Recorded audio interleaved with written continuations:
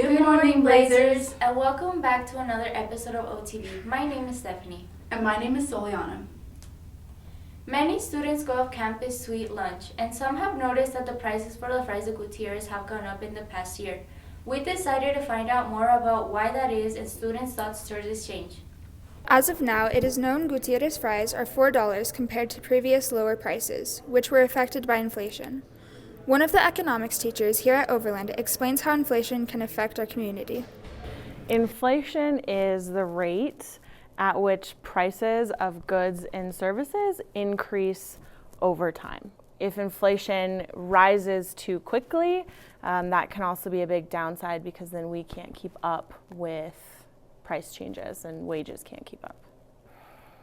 Inflation affects consumers in our wallets. So things are more expensive, which means we're paying more and we're definitely feeling like we have less money. Students also gave their own experiences and thoughts on this change in price. I used to go to Gutierrez every single day of the week, and now I don't go that much. I don't go to Gutierrez that much anymore, maybe once or twice a month.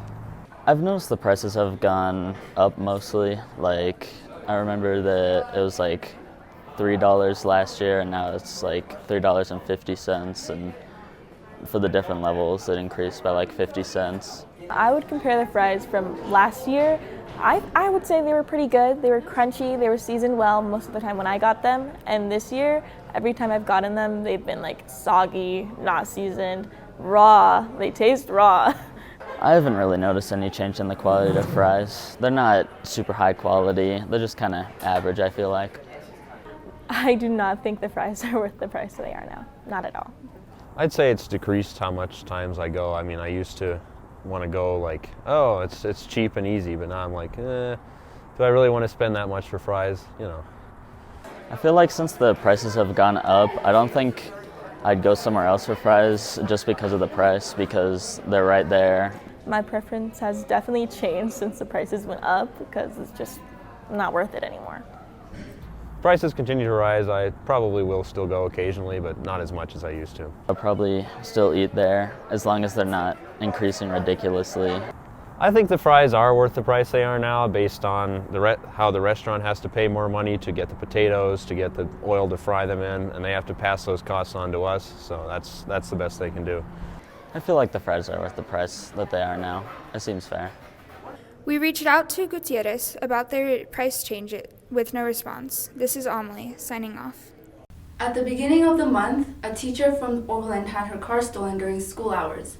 We decided to interview her and school security to learn more about the situation. In the first half of 2022, the motor vehicle theft rate increased by 17.2% in Colorado. Although Colorado is the #1 state in terms of car theft, this has been a nationwide issue as well. Unfortunately, this issue has impacted our community. Ms. McClelland was a teacher who had her car stolen. To find out more information, OTV sat down with her and security. I did not know it was stolen until 5 o'clock because I have chess club, and so I walked out of the building about 5 p.m. I went to the parking lot, and there were only 2 cars in the parking lot, and I stood there going, where's my car? I know I parked it right here. From a security perspective, we were informed that someone who was not a student came onto the campus. They gained access to a teacher's car, quickly gained access, and within a matter of 10 to 15 seconds were able to get the car and drive off campus. I walked back in. I found some security and some other staff members, and they actually helped me call the Aurora police, and we even went through the video of the lot. If a car is stolen on campus, you always want to make sure that you notify the deans or an administrator as soon as possible. But in addition to that, because it is a stolen vehicle, we will notify the SROs with you, or you'll want to make sure that you notify the police department right away. So if it were to happen off camp or after school hours, you would want to call Aurora Police Department. So we called the police, And they just took a report over the phone. I didn't even have to see anybody or go in. Right now, what we're doing to resolve the situation is we have given the angle from our security cameras, the best angle, to the Aurora Police Department.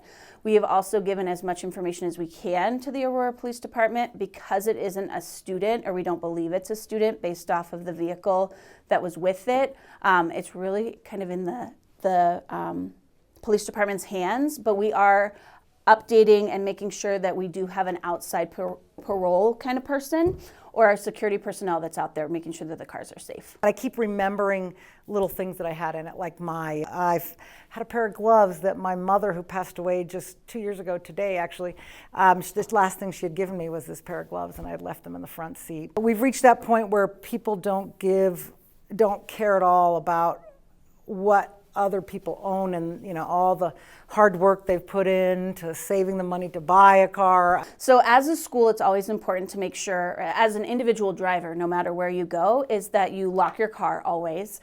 If it's at night, make sure you're parking in a well-lit area, making sure your valuables aren't seen or aren't visible. So we are making sure with our own security staff that they're going through to make sure that there aren't any vulnerable cars in our parking lot. I think there's a real value to maybe getting one of those steering wheel clubs, so that if someone is walking by and sees your car, they will think twice about breaking into it, because they're not going to be able to drive it. I've also read recently that, since this has happened, that buying if your car doesn't have a tracking device, buying one is a big deal. I think it's really important to recognize that this was a one time or kind of a fluke thing that happens. It isn't something that we often see here on the Overland campus, because we do have such a strong security team. So we do have deans in addition with our security personnel or specialists that are outside. So we hate that it happened, right? We never want it to happen, but it's definitely something that we're working towards to make sure it doesn't happen again. With these precautions, we hope to increase the safety in our community. This is Nelly signing off. That's all we have for you this week, Blazers. Have a good rest of your week. Bye.